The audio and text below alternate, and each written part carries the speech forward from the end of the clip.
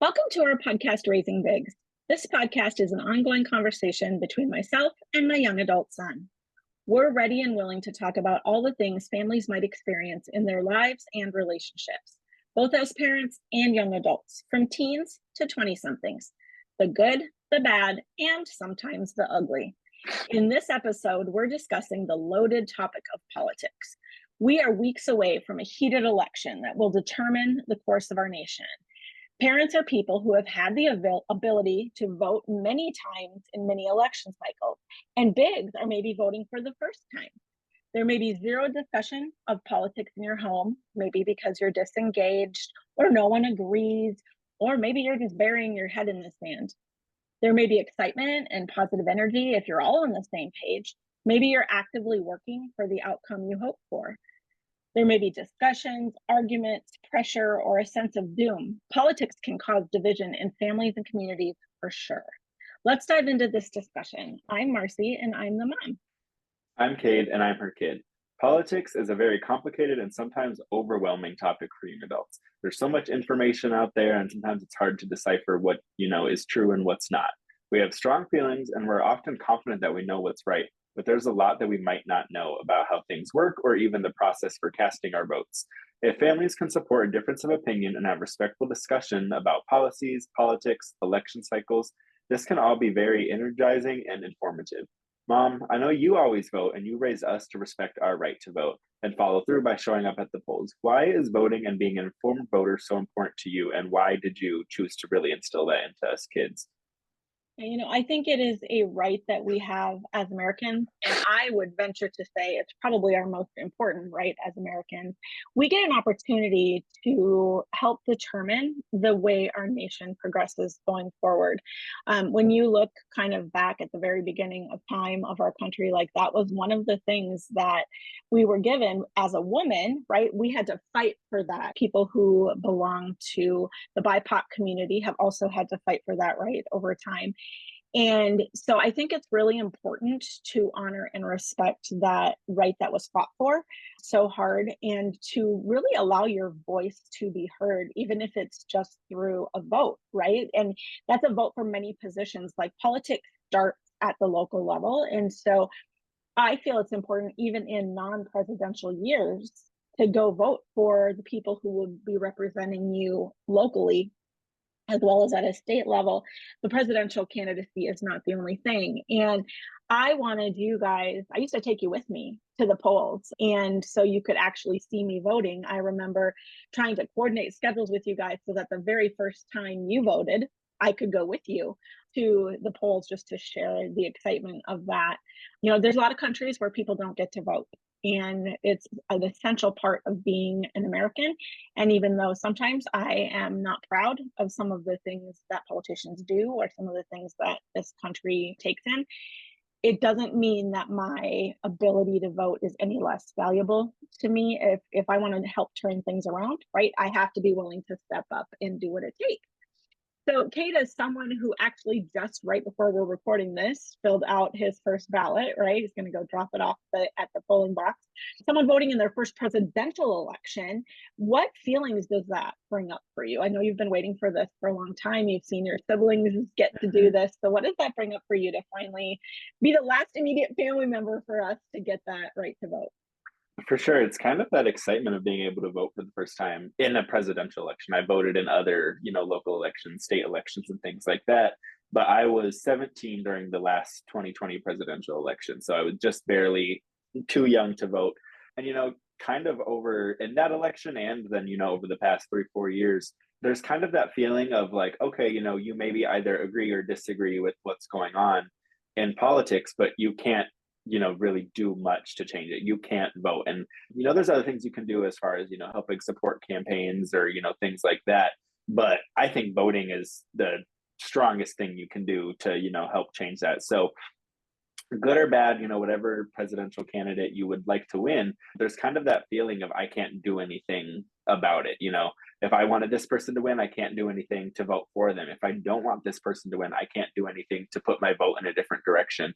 So now having that, right, and being able to have that opportunity to vote for a presidential election is really exciting And I think especially in this presidential election, I know a lot of people in my age range, in that Gen Z, a lot of us either were too young to vote or didn't vote Mhm. last presidential election or things like that, which I think is pretty common, you know, regardless of Gen Z or any generation. I think a lot of times younger voters, whether that was young now or young back in the Mhm. day, don't really vote, whether that's just because they're not informed or don't care or don't understand, you know, the power that it holds. So it's been really exciting too, not only for me, but for, you know, other people my age to be able to vote for the first time and us be able to have those conversations that we wouldn't, you know, weren't really able to have last year or last presidential election cycle. But, you know, one thing I've realized while voting is that there's so much information and misinformation floating around out Mhm. there. Different news sites now, you know, we've got social media that kind of plays a part in it. And, you know, what we really need to know is what we're voting for and, you know, what policies that candidate has, what they're trying to do. So, Mom, as kind of a more experienced voter, what do you have any, you know, tips or how to find that data that we can use to make our decisions and kind of how to filter out that true Mhm. information and maybe the misinformation? Well, and I think as I have had my different years to vote, right? Like the way in which information has come in is very different. Like I grew up back in the day, my first voting, right? We had like three channels: ABC, NBC, CBS. Like that's where you got Hmm. your news, right? There was channel two. Sometimes you got your news on PBS, and but that was it. That was what you had. And then you had newspapers. So newspapers were very much supposed to ride the middle of the line, right? Represent both sides.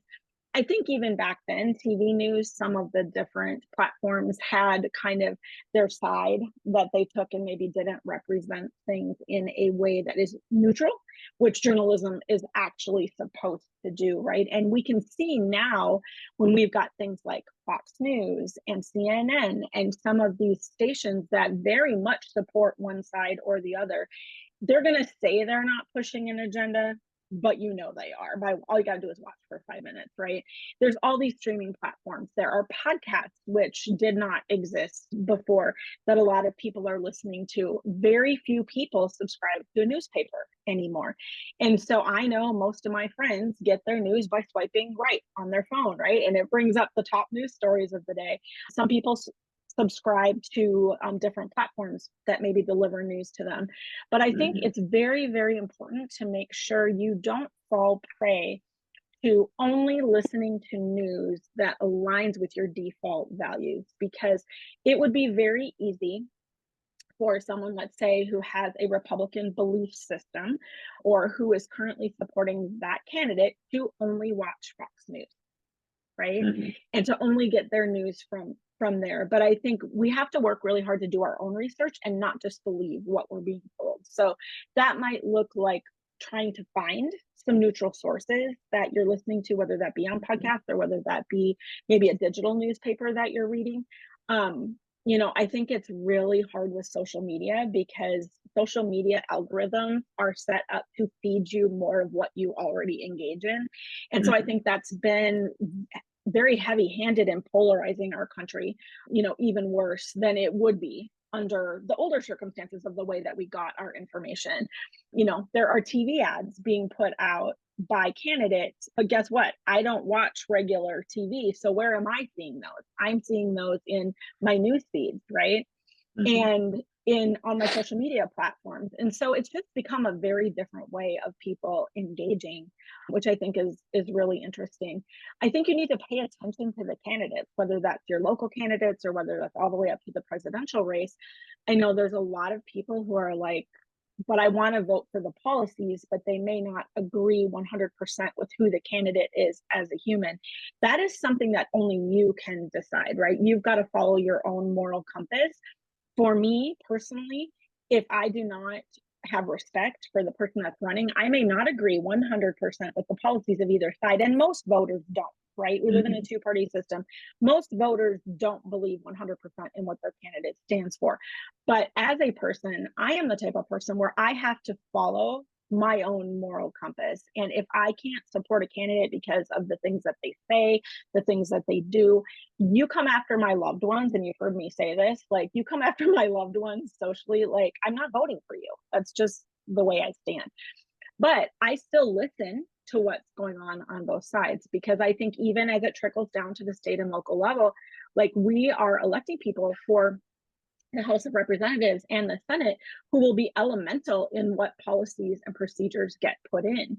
Our president that we are electing, right, as well as the people that are holding office at that national level, are going to determine who our next Supreme Court justices are as those things open up. So I think it's a very complex um, system that I haven't even figured out, and I'm 56 years old. So I can only imagine as a young voter kind of Mhm. what that's like and how overwhelming some of that information is.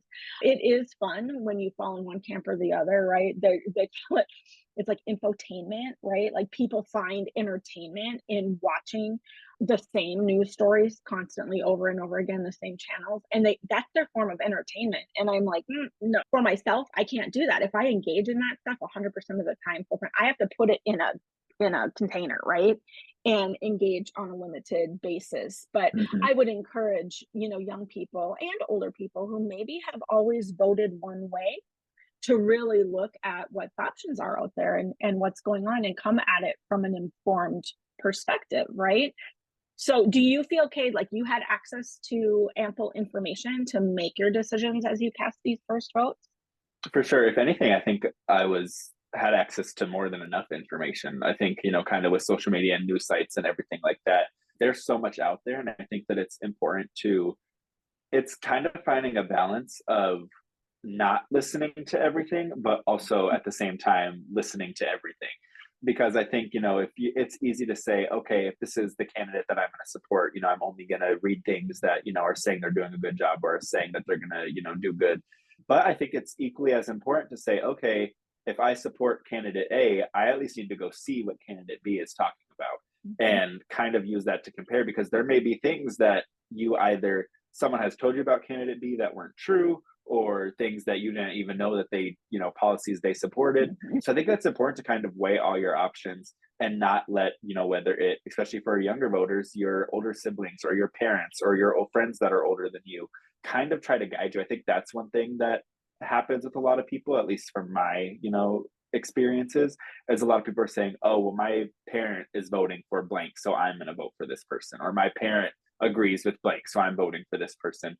But I think that's important to go out there and do your own read your own information and do your own research and see what you can find and see what you truly believe in and kind of like you talked about, use that moral compass. And again, you're not going to agree with 100% of any candidate, whether that's for president or senate or the judicial or anything like that. You're not going to agree with them 100%, but it's kind of just as bad as it sounds just with the state of our country, it's kind of like weighing the best out of the two options. No one option is perfect or great or anything like that, but just weighing the, and not even just two options, there's so many other other parties out there that are running for president, the independent party and things like that, which might not be as popular, but really just weighing all your options and figuring out who and what you want to vote for. Mhm.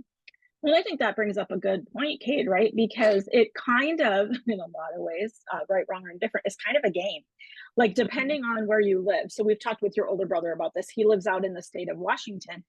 If he were to vote for an independent in this presidential election, it is not going to affect the outcome in his state. His state is very, very blue, right? So he, as a voter, has what I would call the luxury of voting based solely on his moral compass, right? But if you live in a state that tends to be purple, or if it's a state that might be red and you maybe as a voter want to turn it blue, right? You're hoping that it turns Democratic, like, you don't have the luxury of voting for that independent voter if you're playing Mhm. the game, right? Because you know that that essentially would be tossing away your vote because you know that independent person is not going to win in your particular state and you vote in your state. That's the way it works. Again, system might be a little bit broken, a little bit flawed, but it's what we have. And so we have to go with that. And so choosing not to vote, if you were one of those people that wanted it to go blue, your state to go blue, but you chose to vote independent, you're not doing anything to help your state go blue, Mhm. right? So essentially, you voting that way is actually voting red. So it's really interesting, when you start to learn how your vote matters in the place that you live. And that's a big responsibility. So many people disagree, right, on not only the policies but the candidates. So, Kate, from a young adult perspective, right? I'm sure you've been talking with your friends and you've been seeing everything on socials, and we've talked a lot about it at home. And at least one of your two siblings is very involved in politics and what's going on out there. So what ideally would happen when you engage with people whose opinions might differ from yours politically? So as a young person, how Mhm. would you wish those discussions would go?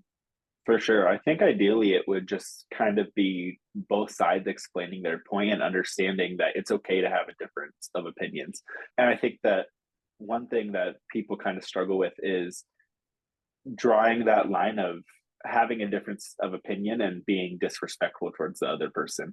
And I think it's up to individual people. I know some people who are very left leaning, and if they have friends who are right leaning, they will cut them off and not be friends with them anymore because they feel that strongly about their political values. Or opposite way, they're very, left leaning or right leaning, and then either way, whatever way it goes, and they, will stop those friendships or cut off, those family members or things like that that differ from them, and that is their right, 100%. If that is how you would like to move forward, that is okay. But I also think it's okay to have those conversations and say, you know what, I think this way and you think that way, and we can agree to disagree and move on. Mhm. And does that mean that maybe you won't have those conversations with that person anymore? Yes. Does that mean that maybe your relationship with that person will change and how open you are with things about them, with things that are going on in your life with them? Yes, that might all change and differ. But I think that it's just important to understand that everybody has different opinions and that there's no right or wrong opinion. You might think that there is a right opinion according to you Mhm. and wrong, a wrong way to vote. But I think politically, it's all such a spectrum, and there's no right or wrong way. And I mean, at the end of the day, the whole point of America is that everybody has different opinions, and that's the whole point of to vote. So if although you might fully believe, okay, this candidate A is the Right. only right choice, and this is the only person that anybody should be voting for, and candidate B is just, not a good candidate, at the end of the day, that's your opinion. And the beauty of our country is that people are allowed to have an opinion to vote for candidate B, and people are allowed to have an opinion to vote for candidate A. So for me personally, I think those conversations should just be open and, understanding. And if you want to hear that person out and hear their side of their opinion, then cool. And if that's just not something you're willing to change your mind on, then cool, that's Mhm. okay. You can just say, okay, well, you think that way, I think this way.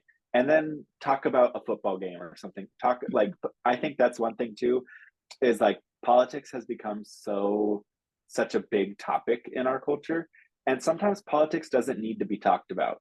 Do I think Mhm. it's important to talk about politics with your friends and your family and your social groups? Yes, because I think it's important for people to be informed, for people to have those conversations. But I also think a lot of people talk about politics too much. Every conversation doesn't need to turn into politics. If I'm talking about how Mhm. my favorite color is blue, that doesn't need to then turn into how I'm voting for a Democrat and blah, blah, blah.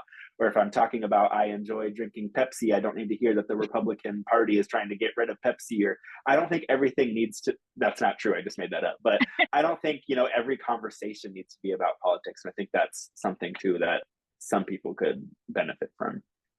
I agree, Kate. And when you brought out that some people choose to unfriend or not consider the fact that they're related to anymore people who believe differently than them, that is their right to have that strict of a boundary, right? But it is also probably good for our democracy to be able to have Mhm. conversations with people that do believe differently. That being said, I have unfriended people on social media who I feel have leaned so far in one direction or the other as to be a negative influence. If it is someone who, when they're coming across my feed, I am angry at them, like they don't need to be on my feed. Mhm. If it is someone that I feel has crossed a moral line or that just simply is not evolving with society, like I can choose to not have Mhm. that person in my feed on the daily. Am I going to be respectful if I see them at a family gathering? Absolutely. Am I going to talk politics like you said? No, I'm not going to Mhm. not going to talk Yeah. politics. So, For sure. And I think, kind of like you said, drawing that boundary, it's like that's up to each individual person and mhm, whatever you're okay with. And there might be certain parts of politics that you're okay with people disagreeing on. I know one thing I see on social media a lot, is people will say, oh, me and someone else, whether it be a family or a friend, can disagree on policy. But when it comes to human rights, that mhm, is something that they're not willing to bend on. And that, I understand. There's a difference between, thinking what should we do as far as the school system is concerned and, curriculum. That is a lot of policy based things. But then when it comes down to, discriminatory based people's race or sexuality or gender, things like that, a lot of people, including myself, that's to me is different than disagreeing on Mhm. politics. That is a human right.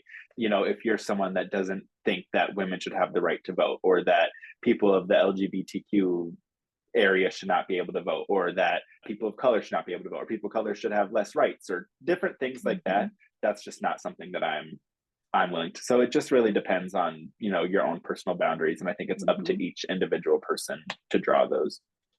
Absolutely. And where do we want America to go? Like, For when I sure. look back on, when America was founded, right? We've got the Constitution, and we need to remember that that was written way back in the Hmm. day, right? Before any of us were here. They could not have predicted what America would look like in the year 2024. So I think while the principles remain solid, of that, I think it has to be translated into a modern context. And so Sure. as you guys are coming up, right, Gen Z is coming up right now, you have to decide what the American standard means to you and how you want Hmm. the country to move forward. For sure. So, kind of when we're talking about, disagreeing with people, whether it be friends, family, or whatever, if you as a parent strongly disagree with your child's politics or their views or, their opinions, how do you handle that in Mhm. a healthy way? I think, kind of like I said earlier, I know the norm for a lot of people, and whether it's just because they think that, okay, my parent voted this person, I trust my Mhm. parent, or sometimes it's just, okay, my parent raised me to think this way, so Right. now I think this way. So even though we do agree, I'm not voting for candidate A because they are too. I'm voting for candidate A because that's, my views. But in the case that parents and children do disagree, how do you manage that in a healthy way? And how would Mhm. you go about that in those discussions? That can be hard, and like especially in an election cycle like the one we're currently in, there are so many questions that come down to values, right? And you raise your child in a certain set of values, right? What came from your family of origin or what comes from society. And a lot of times you just expect that your child's value system as they become an adult will match yours. Exactly. Hmm. And in reality, that's not what happens. They get out on their own. Sometimes even before they're out on their own and they experience different pieces of life, they may decide that how you raise them is not exactly in alignment with who they are as a person, right? They are human beings and everybody is different. They're not, I cringe every time I hear someone say, "Oh, that's my mini me." No, they are their own person and their own Hmm. version, right? And so, yes, there are certain values that I hope my children, they were raised with them, I hope they still have. Things like honesty and trust and respect, like things like that, I would hope that you guys would carry forward. But you have the right as an adult to decide what your value set is. And so if you then were to make political decisions based on your new value set, right, and you believed in the opposite, the polar opposite of what I believe, I would love for myself and my kids to be able to have conversations about that.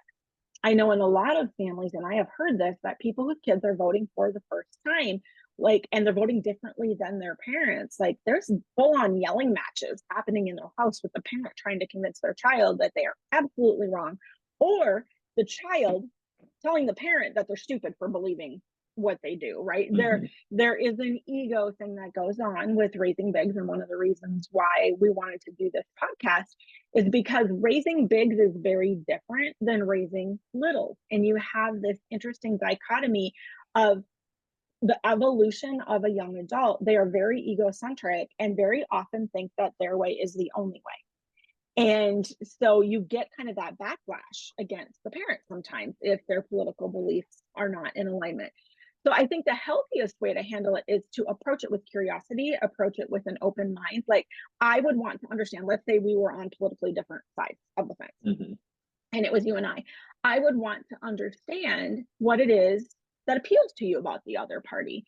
Why you think that their stand on issue XYZ ABC, why you think those are the right things. Like, I would approach it from a curiosity and an understanding, because maybe you're seeing it with a set of eyes that I haven't looked at it with. And, I may actually learn something as a parent, and hopefully people are open to continuing to grow, right? Just because I decided I was voting one way when I was 18 doesn't mean that I'm still voting that way at 56, right? You have Uh-huh. the ability to change your mind.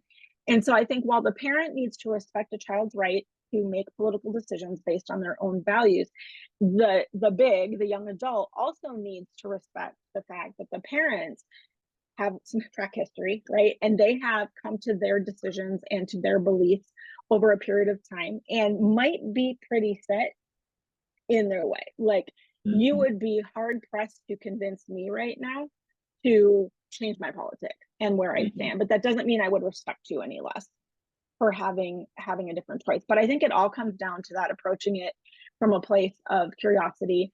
And if you can't do that, if you can't have respectful discussions because either your child is being very reactive or coming back at you and saying nasty things, or you are really look at what your motivation is. If your motivation is to try to make your child vote like you're not approaching it from a place of curiosity. Mhm. So that would be my healthy way to advise parents and bigs to have conversations. If you cannot have a healthy conversation about it, by all means, that needs to be something that is probably off of your plate.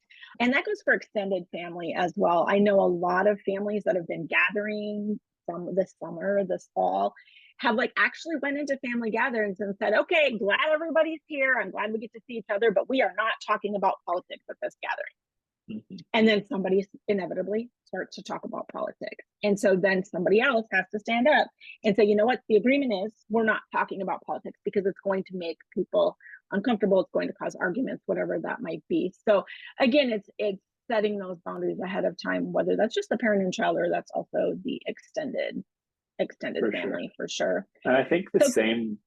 Oh, go ahead. so Kate, if a big thinks that their parent has it all wrong politically, right? Like, and I do tend to kind of follow some of the people you guys follow on socials just because it helps me to understand what you guys are being exposed to and how Mhm. Gen Z kind of operates. But if you guys think the parent has it politically all wrong, what would you suggest that the big do about that? So we talked about how the parent might approach the conversation, but what would you suggest that the big does, trying to have that conversation with a parent that they think has it all wrong? For sure. I think it kind of goes the same way as what you suggested for a parent to a child is you can kind of try to have those conversations of, from coming from a point of curiosity of, oh, well, what do you think the benefit of voting for this party is, or what do you think this party is doing right or doing wrong or whatever.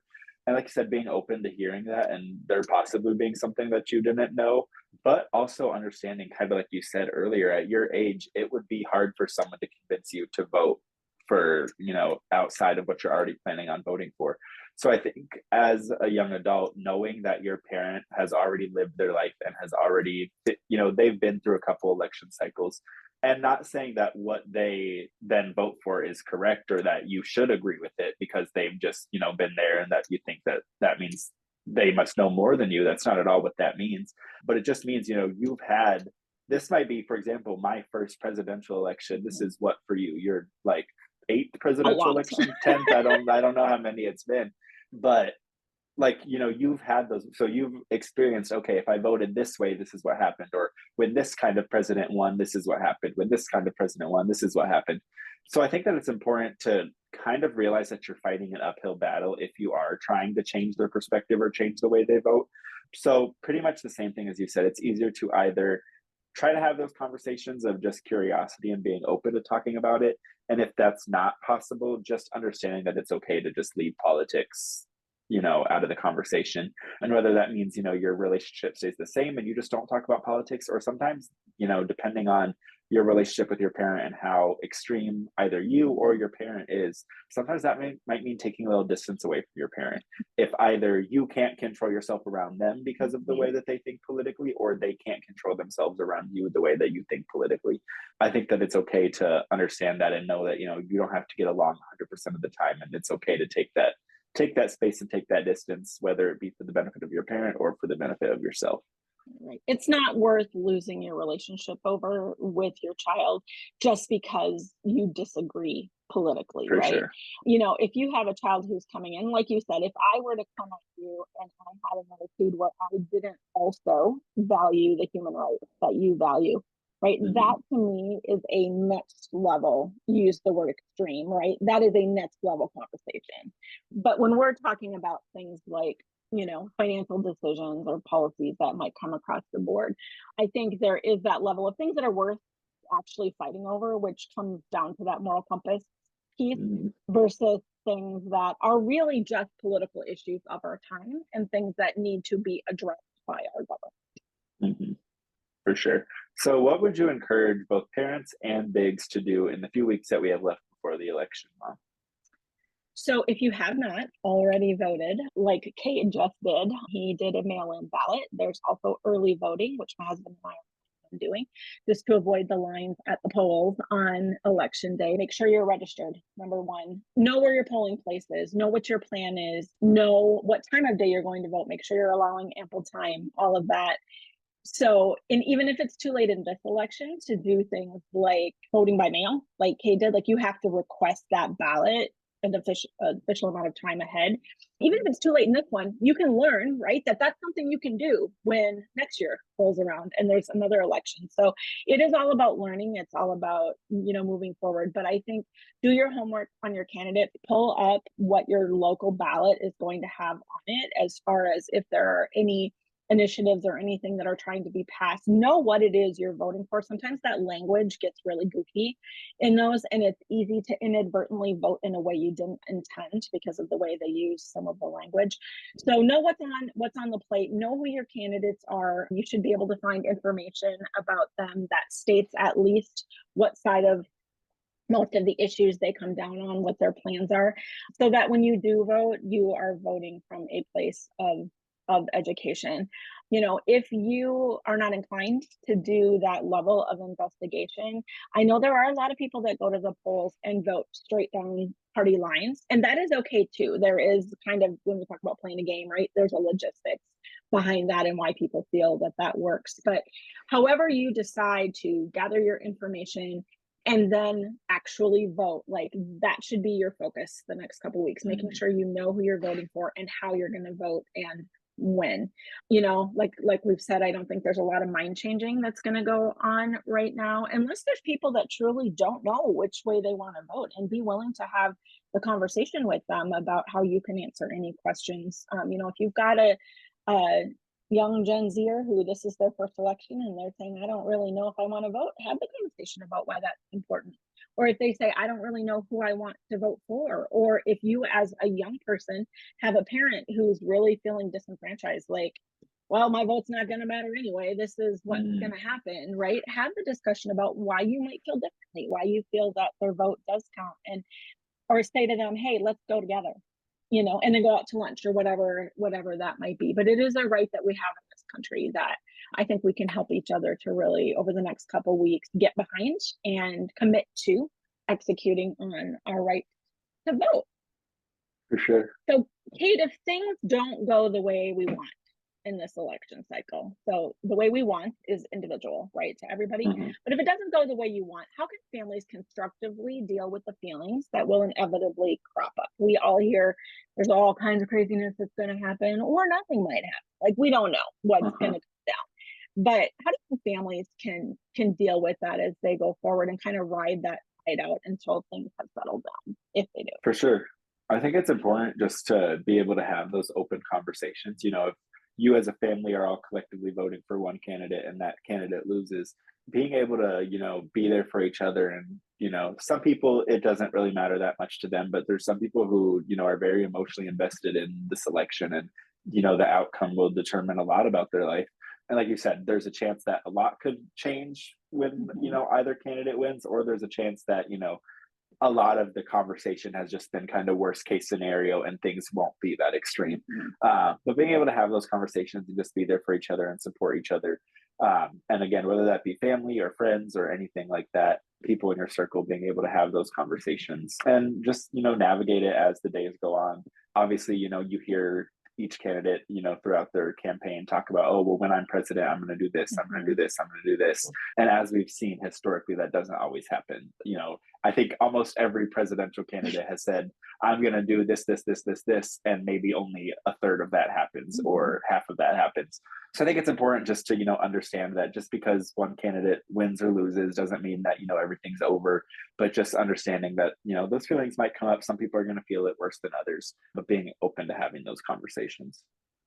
Yeah, because, you might see anger, you might see extreme sadness, in the people that are in your family, Mhm. right? That you live with. If things don't go their way, you might be the person who believes differently than the rest of your family. And if their candidate wins, they're off here having a party and you're feeling kind of alone and singled out. So just be aware of that, in a family, respect each person's right to deal with the aftermath, for lack of a better word, of what this might look like. I am surely hoping that everyone acts like an upstanding citizen of the United States of America, right? And shows up in a respectful way and honors the process. So, we're really lucky to live in a country where we actively get to participate in elections and vote for our next round of leaders.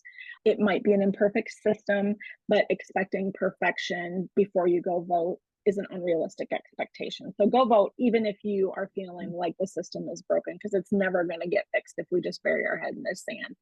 So the most important things you can do to honor the right to vote is to get informed, show up to vote, and then navigate the outcome respectfully and smartly. Use your brains.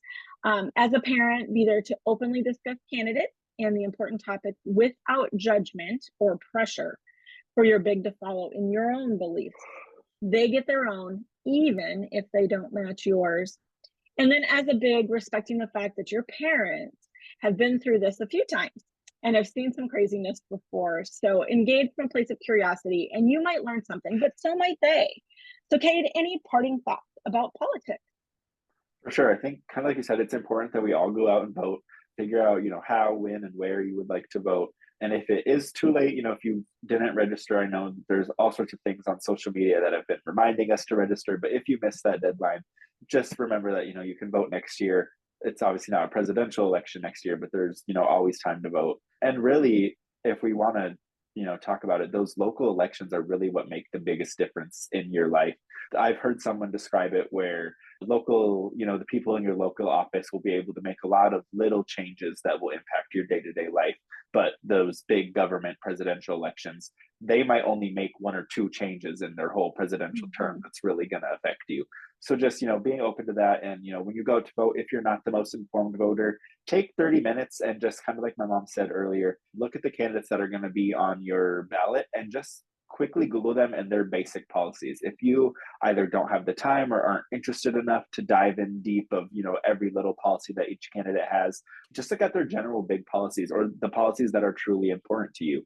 If, women's rights and abortion is something that's really important to you, take time just to look into that topic. Or immigration is a big thing for you. Take time to look into that topic. Whatever the specific policies are that are important to you, if you don't have the desire to completely dive in and get a whole deep dive perspective into it, just look at those, do your research, and vote the best you can based off of your own knowledge. But with that being said, that is a wrap for this episode of Raising Bigs. Thank you all for listening today. We hope you have found some takeaways, a fresh perspective, and maybe even an action step or two in this episode. Above it all, we hope it opens an opportunity for conversation between bigs and their parents. We definitely are not experts, but we can authentically share what we're learning in hopes of making the path a little bit easier for those who are listening. You can find this podcast on Spotify, Apple Podcasts, and on YouTube. Please subscribe and share with those in your circle who you think might benefit from hearing it. A new episode is released every week on those platforms. Every week we put that episode out. I'm bumping this one to the top of the stack just due to timeliness matters. We usually have a few in the can ready to go, but this one's important. So get out and vote. You can also visit my life coaching website at marcyhawkinson.com or email me through lifecoachmarcy@gmail.com. I'm also on Facebook at Life Coach Marcy and Instagram at life_coach_Marcy. Where can our listeners find you, Cade? My handle across all social media platforms is at the Cade Berrigan. That is where you can find me. The best way to contact us or give us feedback is to DM either one of us on social media or to reach out on the contact me page on my mom's website. Again, that is marcyhawkinson.com. We appreciate any feedback, topic ideas, or questions that you may have, and we will see you next time on Raising Bigs.